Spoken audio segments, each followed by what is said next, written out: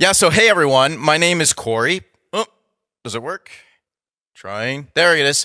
This was my first investor pitch. I was 8 years old, so as you might notice from my accent, I come from the US. And I went to my parents. I was a very strange 8-year-old. I say, Mom, I want to start a business. I'm going to grow turkeys organically and then sell them for Thanksgiving dinner. You know, us Americans, we love our Thanksgiving dinner, and make some money. And my parents said yes. I also had an exit. So you can see my sisters here. I sold the business to them when I went to college. But jokes aside, my name is Corey. I've been working in startups for quite a while. So worked in a scale up in the biotech industry, launched my own, as Jack Dorsey would say, shitty first startup, where I had some success, but also a lot of failures and a lot of learnings. Then got into entrepreneurial ecosystem building, different startup communities and accelerators, fundraising projects in the US. And then I looked over at Germany. I said, there's a lot going on there. Let's see what I can do over there. So came over to Munich 4 years ago. Worked in an edtech startup, actually based out of Berlin. Then went over to I call him the Jeff Bezos of Germany, Mr. Dieter Schwartz from Heilbronn. Helped him set up some early stage investments and built a couple things, brought slush. And then, now I'm working at German Accelerator and Start 2 Group. And okay, why the hell are you saying all this?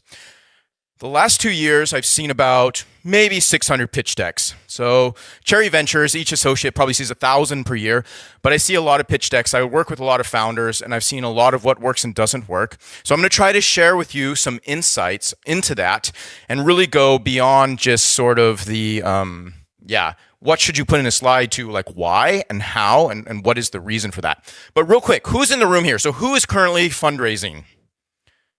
Okay. Who is currently going to be fundraising in the next 6 months or later? Okay. Who here is still thinking about starting a business? A few folks. Okay. So most of you are in this fundraising game. Okay, great. And then who here is raising around more than 2 million right now? Anyone? Okay. And then the rest of you are probably less than 2 million. Yeah. Okay. So just like to know who's in the crowd so that we can have a good conversation and make sure it's relevant. Okay, so fundraising, the pain is real. I always say this is like the best way, better than any military boot camp for mastering and getting thick skin, because everyone's going to tell you no, and by the time you're done with this, you'll be the master of rejection. And there's a lot of things you could look up around fundraising, right? And I think all of you have ChatGPT, so why the hell do I need to be up on this stage, right? You can just, GPT, what should my pitch deck have? So we're not going to dig exactly into that, but we're going to look at something called signaling, okay? Signaling. I don't know how many of you have thought about this, but if there's one thing I want you to take away today is signaling is how you deal with the complexity of fundraising. If you get super nerdy, fundraising is about agency theory, and there's a bunch of stuff that happens. Moral hazard, where both the investor or the entrepreneur can do tricky things to each other. And then lack of information that makes the wrong investor choose the wrong startup or vice versa. And signaling is a way that you sort of mitigate this. And I'm going to get more like, let's take this to the founder level. Let's simplify this. So 3 rules of signaling in fundraising. Rule number 1. You are always sending signals. The second I walked up on the stage and started showing a slide about turkeys, I was sending a certain signal. Whether good or bad, we don't know, but there was a signal going out, yeah? You are always sending signals to investors from the very first handshake. The second thing, they are important.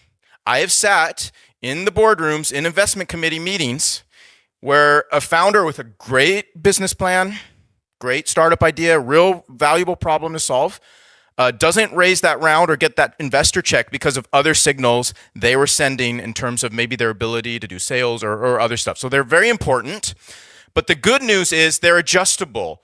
With some hard work, with self-reflection, with getting feedback from other founders and your colleagues, you can try to work on what signals you send out there, or you thought you were sending but you're not, or maybe you're sending some bad ones and you shouldn't do. So if you can take away nothing else today, when you're talking with investors, think about what signals am I currently sending, okay? That's the main takeaway. All right, so we're going to look at some pitch deck components because you were promised to talk about some pitch decks, but we're going to look at them in the aspect of what kind of signals are you trying to send. So I would propose that there's 10 components all founders need to understand. Did I say slides or did I say components? I said components. I'm not here to tell you if you need 10 slides or 12 slides or 8 slides or 20 slides. I really don't give a shit, okay? What I do care about is, do you understand these things very well, especially when you're talking to investors, but also just for managing your own company? And in terms of these things, problem, solution, market, competition, right? All of this, I'll let you guys read. You're all literate, I assume. These represent your business plan and your KPIs. I make really bad dad jokes. I apologize in advance, okay?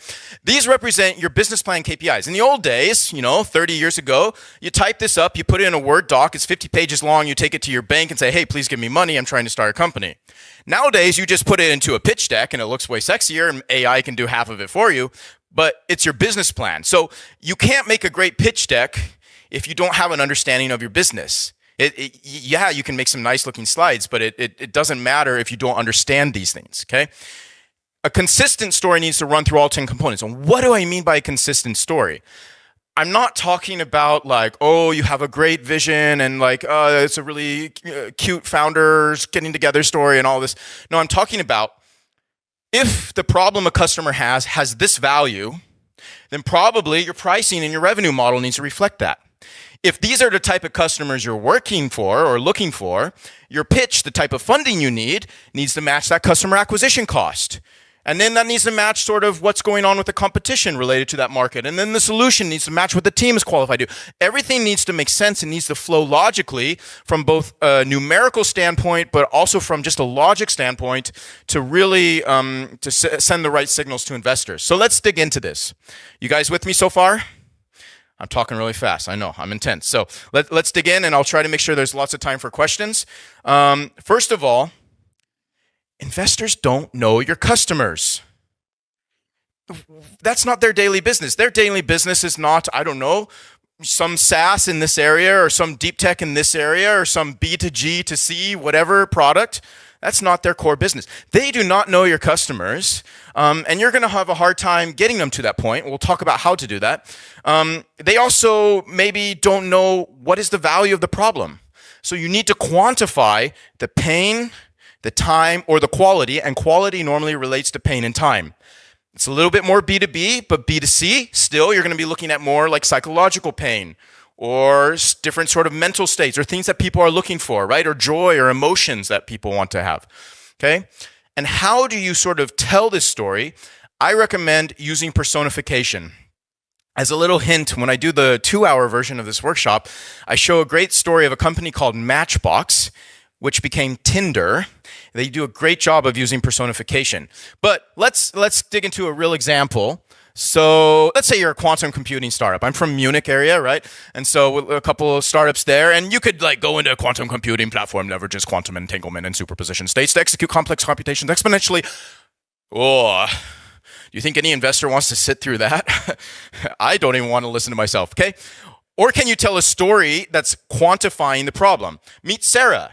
She's a CTO of a major pharma company.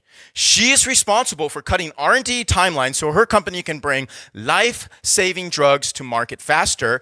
But there's a challenging problem with this. Simulating complex molecular simulations takes a long time with traditional computing. And unfortunately, this is a real pain for Sarah because she's losing $500,000 a month trying to develop these drugs.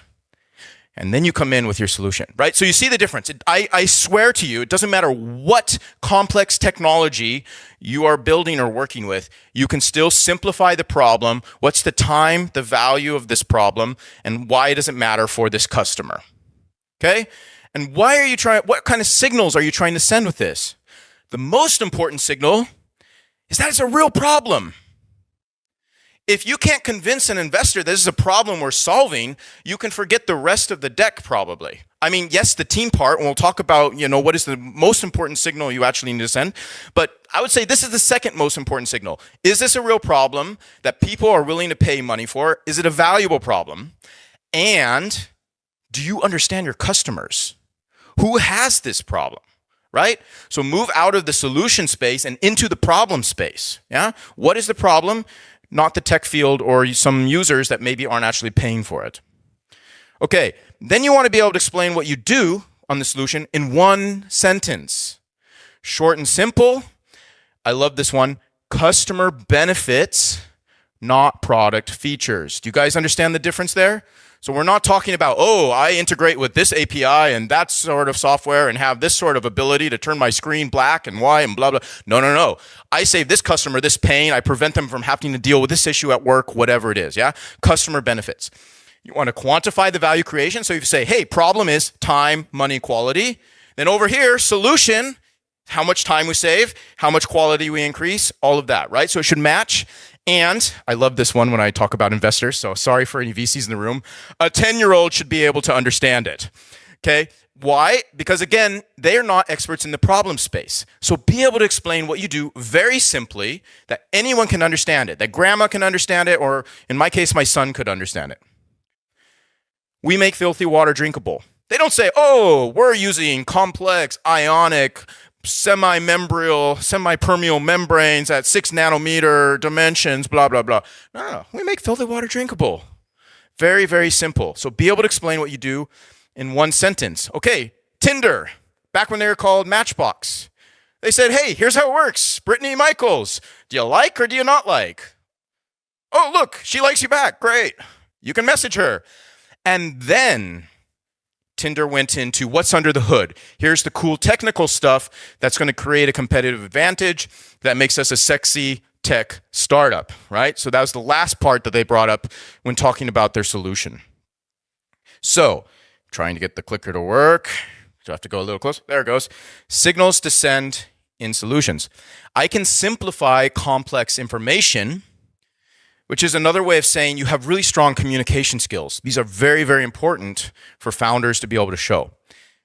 I understand customer value, like really what the customers need. And I can quantify this, even as an assumption in the beginning. That's okay to sort of prove that. And what you're also showing is I have the ability to sell to customers. I can convince customers that this is something they need. So these are the signals that you need to be sending with your solution, not necessarily, oh, or the newest, coolest AI large language model, whatever. Then you want to talk about who are these customers that need the solution, right? And importantly, how are you going to get them? Yeah? How much does it cost to get them? What is this long-term market potential? But then what is the immediate foothold or short-term market strategy? Yeah? You have to think big and small at the same time. And so how many here have heard of TAM, SAM, SOM? Okay, how many here hate it? Okay, how many here started with a TAM that was one size and then your investors told you, oh, that's not big enough. And then you made it bigger and then the investors were like, well, we don't believe that number anymore. Probably a lot of people here. So let's dig into this because there's a lot of meanings people assign to this and I want to bring some clarity. And we'll even talk about how this can affect what kind of company you should be building. It's actually quite critical. TAM, anyone who could be your customer in 20 years. Not the market value, not the traded market value of some trillions of dollars. Of course, what startup makes trillions in revenue? By the time you're making trillions in revenue, you're not a startup anymore, okay? Segmented available market. And you're not going to find this number online, and we'll talk about that. And then serviceable, obtainable market, not share of the market. Why? You're a startup. You don't have a share of the market, okay? That's what you're working for. So, TAM, SAM, SOM. Let's look at a real example. Okay, let's say I'm back in Heilbronn, in good old Dieter Schwarzland and Schwabelandle, okay? And I want to start a coffee shop. And in southern Germany, I feel like there's a lot of dark coffee shops. And maybe, coming from Oregon, I'm a millennial. My ultimate dream is to build a coffee shop, listen to great music. So I say, okay, I'm doing a nice coffee shop. And I do some online research. How many people come to Heilbronn? How many people can afford to go to coffee shops? How many people drink coffee? Yeah. This can sort of fit into my total available market, about 6 million in potential revenue. The millennial dream is alive. I can retire, right? Oh, but wait. Light coffee. My type of music. Maybe I listen to like some type of really weird Pacific Northwest hip hop music, okay? And who wants to listen to that in Germany? Well, how do I find this out? I go to other coffee shops. I talk to coffee drinkers and I say, hey, do you want light roast coffee? And they'll listen to this type of music. And maybe I get some numbers and like 30% say, yeah, we're sort of interested in that. That might be my segmented available market and 1.7 million reoccurring revenue. Not so bad. Dream is still alive. But wait, there's more. I'm a startup. Maybe I have 100K, 200K from pre-seed BV funds or something like this. Yeah, I got to spend $50, 50,000 on like rent for the year, 20,000 on a nice coffee machine. Maybe I can afford a working student for like 12 months, and then I've got like 5K left for marketing. My coffee shop will not allow me to serve more than maybe 500 coffee drinkers per day, which makes my annual revenue somewhere in the range of 131K. And that's all right because that's just being realistic. But the point is think in sort of these bigger sort of potentials, but then work down to what are you focused on? And then what are the actual unit economics that are possible? So this clicker is trying. There we go. Airbnb, great example of this. This was from 2008, one of their slides, right? They said, hey, realistic for us is anyone booking a trip worldwide. Because when you travel, you want a place to sleep, presumably not under a bridge. Then budget and online trips. That's where they're sort of focused, right? They were able to provide an option, an alternative that was cheaper than hotels. And in 2008, the sort of serviceable obtainable market or market share that they were able to get was about 10.6 million, which is way different than the big 1.9 billion number. But the thing about Airbnb is, I don't know who's used them in the last year or two. Maybe 3 years ago, you saw that their website changed, right? And what do they focus on now? Oh, stay in a treehouse in the Swiss Alps over a waterfall while someone massages your back for 2,000 euros a night. Different market segment. So by focusing on different market segments, you're not saying no to someone, you're just being focused in the beginning, okay? So some TAM SAM warnings, and I'm really going on a tangent here, and we'll get back to the rest of the components because I think it's really critical for you guys to think about when you're fundraising. So TAM, it really needs to be realistic. SAM, you got to talk to customers. Customer discovery, customer validation. It's the only way you're going to get to that number, and it is going to be an assumption in the beginning. That's okay. Have it be a logical assumption. SOM really needs to be based on customer acquisition costs or what you should sort of calculate or assume for that, and the time it takes to get that. And now I'm going to sound like a Dr. Seuss book. Sometimes, you put the SAM in the TAM and the SOM in the SAM, and it gets a little confusing. So really look at these numbers and see, hey, is this actually realistic? I like to focus on the categories first, and remember that SAM is related to where is there a target group of customers where the value proposition is high, and the adoption hurdles are low. Sometimes adoption hurdles kill a company faster than actually having a good value proposition. You'd be surprised. Okay, remember the SOM should match your business assumptions. And then here I'm gonna get a little bit, well actually before I talk about that point, I'm gonna say something else. Please don't use a percent. Why 1% of your TAM? Why 5% of your SAM? Like, why not 10 or 20 or 30 or 40? Anyone can sort of multiply a percentage, right? So it's not sending the right signal. We'll talk about it in a sec. But finally, if your TAM, SAM are small, if your investor is like, yeah, we don't believe your TAM, or your TAM's not big enough, and you really have done the research, and you know in your heart that, yeah, it's actually not that big, you have a choice.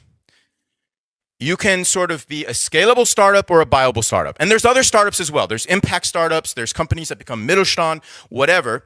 All are fine. I'm not pro, con, any type of startup. But you need to let your customers tell you what kind of startup you are, which then informs what kind of fundraising strategy you take. Okay? So if your TAM is not big enough, you have a choice. You can pivot and look for a problem space, not solution, problem space that has that potential that investors are looking for. Or you can say, I don't think we can ever be that unicorn, but maybe we can be a really lucrative, attractive acquisition target. Maybe for a CVC, maybe for a specific type of investor or a company, yeah? And both are fine. And I think in Germany, a lot of founders would save themselves a headache if you would let your customers really inform your company and therefore fundraising strategy. So you have my permission to be honest about that. And if you're a viable startup, great. Sell the company in a couple of years and go build the next company, right? That's how it works. So let's dig into the signals. Very important here. TAM, there's a clear path to an exit. There is the potential to increase our valuation at the right amounts over the next 7 to 9 years that these investors are going to have an exit. Point number 2, I really, really understand my customers and who I will go after first. I'm really doing that customer discovery, customer validation. And 3, I'm smart at business. I really understand that unit economics in the long term make or break a company. So send the right signals here when you're talking about your customers. Competition. Okay, who's trying to solve the problem? Competition is a good thing, by the way. It means there's demand. It means that you can differentiate yourself, and it pushes you to be the best. And when you talk about competition, I hope I'm not going to describe any of you right now. Typically what I see in a pitch deck is, you got an x-axis and a y-axis. Over here, your competitors, Google, Apple, all that way down there. Way over here is your startup, up high, a moonshot in the sky. And somewhere around here, there's AI and then some product feature, okay? I know it's easy to do this, but the challenge or problem with this is, anyone can do that, right? What kind of signal are you sending? I propose to do this. Come on, clicker, you can do it. I believe in you. Okay, to do this, really show a competitive matrix. If you need to, bundle your competitors into different groups. Look at not just sort of these product features, but rather customer benefits. Sort of who's playing in the market. What's the long-term vision in this sort of technology space or in this market space? What kind of IP do you have? All of this stuff. Why? Because you want to send the right signal. The competitive slide is not about having the perfect competitive analysis. It's about sending a signal that you're not lazy, you did your homework. You're business owners. You should know who your competitors are, right? You want to know. You're not naive. You're not that special. Sorry to say, you're special in that you're entrepreneurs, but your idea is not special, okay? Everyone has ideas out there that are similar. So show that you know that and you understand that it's going to be challenging, but then also show there's a space in that market that you can fit into, or in more better terms, in that problem space. Unfair advantage, and this can be part of the competitive slide, right? This isn't about slides, this is about components. Why should they invest in you? The team? Is it an insight into the problem? Is it sort of this disruptive technology? Or maybe new regulations from the EU? EU loves regulations. That'll give you an opportunity to create a new company, right? And timing, right? Timing is very important as well. Here's an example from Airbnb, right? And they said, hey, it's sort of our business model and then these host incentives that gives us a really unfair advantage compared to companies like crowdsurfing. If we look at... you guys remember Dropbox? This was back when they're like, hey, Python, new thing here. And look at this, Amazon servers. We can deploy really quickly. We can write code really quickly and create great performance. So it can be very different things, but the main signal you want to send is we're going to kick ass, right? If a lot of startups fail, if the average VC in Germany is maybe doing 10 investments per year and seeing 1,000 pitch decks per year, why are you that one that they want to take a risk on? Why are you that moonshot, that outlier that's going to help return that fund? Revenue model, how are you going to make money? What's an average transaction look like? More importantly, what are the critical assumptions to your specific business? So I want you, I forgot to have this slide. This is Airbnb. So if you think about it, Airbnb, going back to them again, complex financial model, yeah? Different number of nights that a company could or a person could spend, different prices, different, all these different countries that they're operating in, but they took an average transaction and sort of showed this is how we make money. So simplify how you do this, what an average transaction looks like. And let's do a little quiz here. Okay, this clicker is, okay. we're going to empower all of you now to be investors. So who's really awake this morning? You're all angel investors. You're looking at this SaaS startup. And I want the first person who, you can just shout it out. Why do you not invest in this startup? Who's awake? You're angel investors. You got this pitch deck. Everything looks amazing. You get to the core assumptions. The customer acquisition cost is higher than the customer lifetime value. You can debate if the conversion rate 1% is good or 2% is good, but at the end of the day, this is a nonprofit that funnels money into marketing agencies, okay? You're not going to make money with this business. So really know those numbers behind the numbers. And I would say all companies from the idea stage, before you even buy that URL, on namecheap.com.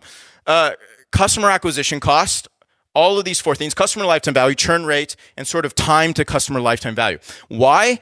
Because churn rate affects your ability to scale or get profit. Acquisition cost makes it take longer. Lifetime value is good. You want that to be high. But then sales cycle length, the amount of time it takes to recoup enough money, you can take that extra money and put it back into acquiring a new customer. If that takes a long time, it's hard to scale fast, and therefore it's hard to increase your valuation at the rate that maybe traditional investors are looking for. So really understand how these core assumptions are working. And the signals you want to send is you're thinking about these things. You're formulating hypotheses that you want to test. You understand that investors care about this too, right? They do care about an exit. They have their own investors that require them to return money, yeah? They're also a little bit like startups in a sense. And that you're thinking about not just building a product, but making money. That you have this sort of sense that, yeah, I need to make some money here. Team, right? Team is very important. So do you have the right people? Can you make smart decisions? Can you execute quickly? Do you know what you don't know and have a plan to get the next people on board that are smarter than you at certain topics? And I love this quote: great investors invest in people first, products second, right? And I think you heard that in the panel earlier today. The signals to send: we're competent, we're self-aware, and we're biased towards action. We're not going to spend 3 months discussing if this is the right plan. We'll discuss it for 3 minutes, test it, keep going on, iterate, move, okay? And the main thing, I said I was going to show you the number one signal. All signals are team signals. Everything else is a reflection of you as a team. So you really want to be cognizant of this, and that's why we dive into signals, because it's so critical. All right, traction. Okay, you got a great team, prove it. If you're pre-revenue, there's a lot of things you can still show. Be careful on maybe the number of awards, partners, grants. I don't like it when I see a startup that's been in 10 accelerators. It's like, what are you doing? Are you building a company? But you can show sort of themes, momentum that's moving forward. And if you're pre or post-revenue, then depending on your industry, right, there will be different sort of metrics that investors are looking for, and they will want to see more and more of these with every funding round, right? So you get, as was mentioned before, more quantitative. Slides again. Okay. Oh, there we go. Signals to send. There's momentum. We're moving forward. There's skin in the game. US VCs will not invest in a founding team unless they're completely full-time and already bankrupted their own house, right? Or whatever, to put skin in the game, that they really believe in that idea. And then our team is good, and here's the proof that we have about that. What do you need? What's your pitch, right? There's no point in pitching if you don't actually say what you're looking for. How much money do you need? What will it be used for? All of this stuff. You can give into the details. Sometimes you share more, sometimes less. If you're in the US, be careful if you ask for money. Securities Exchange Commission doesn't love that. In Germany, you're probably fine. And don't pitch the amount you think investors want to hear. When I was doing really small investments at Campus Founders, people would come and they would just pitch the exact amount that we normally wrote check size for. But the problem with that is, as an investor, I want to make sure you're able to get to the next traction milestone or risk reduction milestone that the next investors want to come in. And if you're asking for an amount of money that's too small for that, that's creating risk for me. So what do you actually need to get to the next significant milestone? And this will vary if you're SaaS, if you're deep tech, whatever, that you can actually raise that funding round. So really show that you have a plan there. I love this slide from CrowdIU. This was I think a Series A deck, yeah. So they're raising $3 million, but they didn't just say like a pie chart of how they're going to burn through the money, right? I see this on all of your slides. You can show that, and then the investors will be like, yeah, no, we're not approving that. You're going to burn the money this way. But what I do like that they showed is, here's what you get with that money. Here's the traction we're working towards, right? What are the outcomes, not the outputs, that you're using that funding for? So the signals to send, you have a plan. You understand that outcomes are more important than outputs. And you have this growth mindset. You're not afraid to ask for what you actually need to build this company and get it off the ground. What's the opportunity? Is there a future exit potential. And in Germany, it gets a little interesting, right? If you're talking to maybe a more traditional fund or maybe a corporate or a family office, they don't really like it when you bring up exits right away. But then if you're talking to other investors, they sort of want to have a feeling like, hey, is there a potential in the next, less than 10 years to get out of this and make some money? And so also focus on burn rates over profit estimations. Why? Because no one knows the future. You know these estimations are bullshit. Your investor knows they're bullshit. What can you actually sort of control? A little bit you can control how you spend the money, right? So focus on that. And I love this slide. Mint, they got acquired by Intuit. Yeah. So they said, here's, 4 companies we think maybe could look at us. And it actually turned out that way. It doesn't always turn out that way, but you should have a sense and be able to talk about that when needed. The signals to send. So hockey sticks, right? The problem with a hockey stick is no one really specifies at what angle that hockey stick is positioned. Yeah. So you can also go like that, or you can go like whoom, way down. Really, show that potential to increase that valuation, get to that exit, but also be realistic, focus in on how's the spending looking. Show that you know the game. Takes money to make money. And really signal, now's the time, right? This is a great opportunity. Get in now. Don't miss this chance. So let's move into some final signals that I think are also super critical when you're fundraising. So due diligence starts with the first handshake or the first email. Why? Because that's the first time they're evaluating your founding team or you as a founder. So if you're not sending a good positive signal from the very first time, that's really, really bad, right? If you send a data room and it's super messy and everything's unorganized and unlabeled and stuff, you're sending the signal, that's how you run a business, right? If it's taking you like forever, and I know those of you who are German, you love your vacations. Vacation is sacred. Us Americans have a lot to learn from you in this perspective. But if I am asking you for your data room and it takes 2 weeks because you're in Italy, what are you going to be doing to your customers when your customers need something, right? What is the signal you're sending there? And of course, preparation shows you're really taking this seriously, right? You're not going to be taking advantage of these investors. Communication and attitude. Emotional intelligence, yeah? Like you heard that like often CEOs have to sort of transition out of the company after a certain point, right? Do you have that emotional intelligence that you can lead people? You can bring passion into a room that people want to follow you. Customers are attracted to you. Potential employees are wanting to work with you. Your investors like to show up at your board meetings, right? And signaling sales. Can you speak clearly? Can you communicate the core things that your customers want to know about?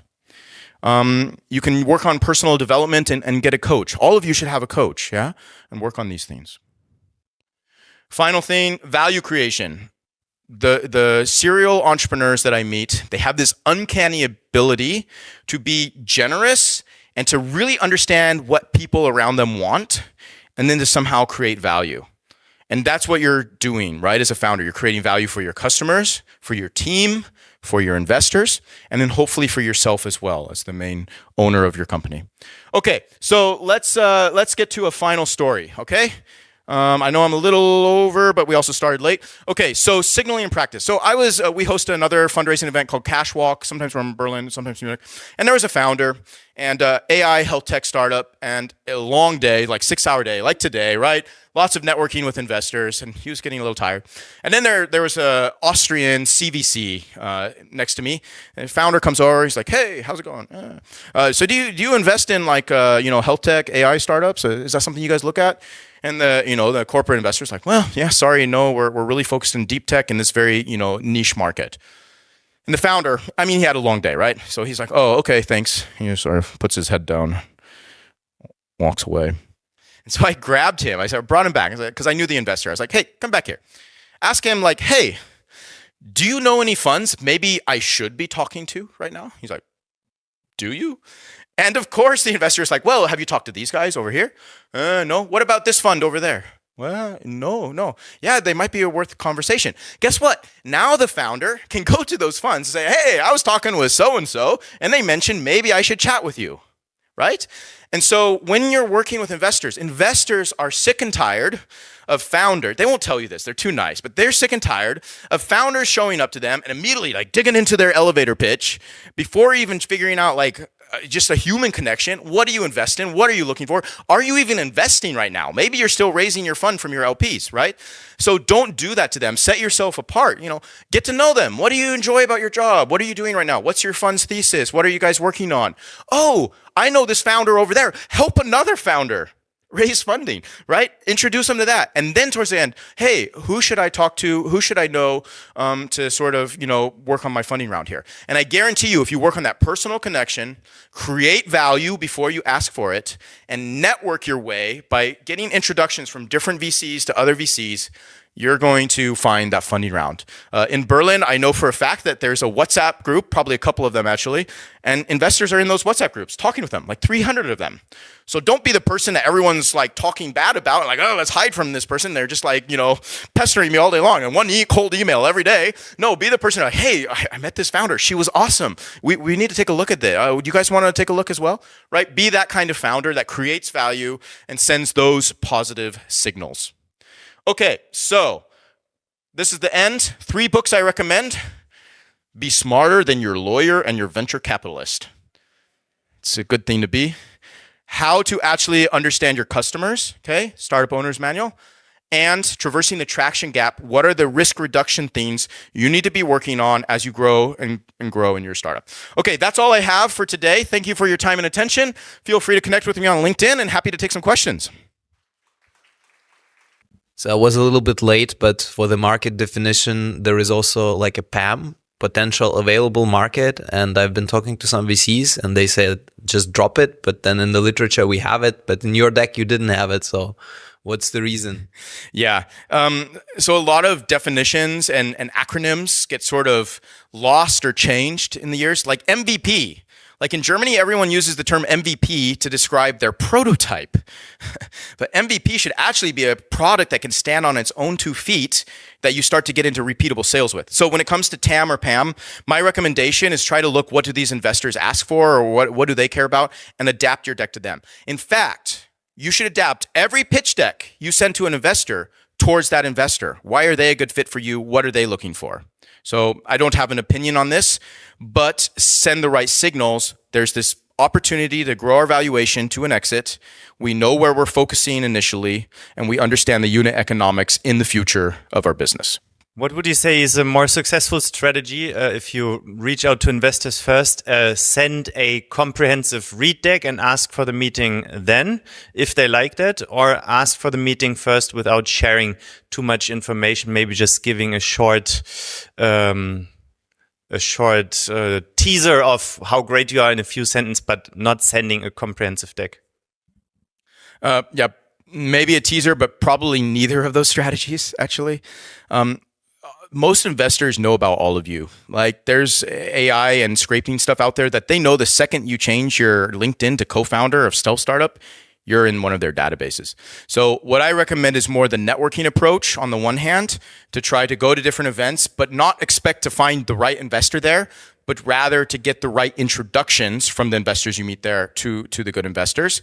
A simple email can work, but again, look at the investor's website, because sometimes they say how they want to be reached out to. But one strategy that I really like, that I also see a lot of successful founders use, is they make a list of like 300 investors and they classify them A, B, and C, okay? And there's like 200 C investors. There's like maybe 60 B investors and 40 A investors. And they start with the C investors that could be a fit, but they're not super excited about. And they pitch to them 200 times, get a lot of feedback, a lot of no's.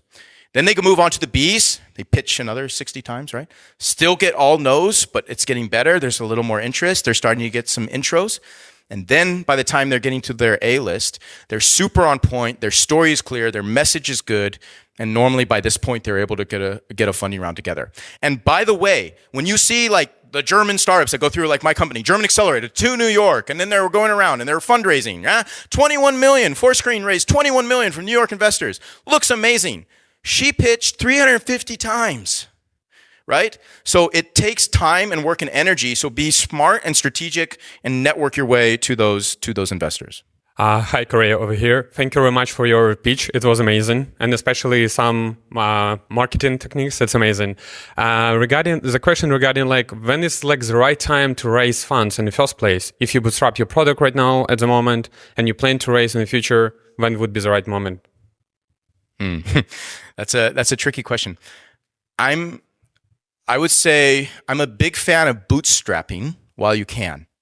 I know it seems sexy to raise funding rounds and it's fun to brag about on LinkedIn, but if you look at really successful companies, they often spent a long time in the trenches figuring out their customers and really understanding the problem space and the adoption hurdles. And then they are able to sort of go and raise funding basically to scale. But there's a caveat to that. So if you're deep tech, it's going to take some money to build that technology. That could be one thing. And then you need to be aware that there's a global market, right? I heard a stat that only 35% of Berlin founders are really thinking international. You need to look at what's going on, not just in Europe, but in Korea, in India, in the US, in South America, right?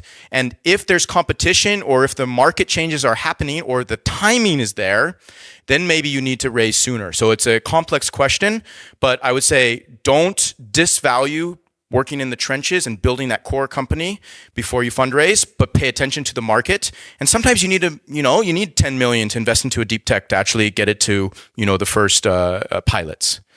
Okay, so now I'm done. Happy to connect with you guys later, and thanks for your time and attention. Good luck.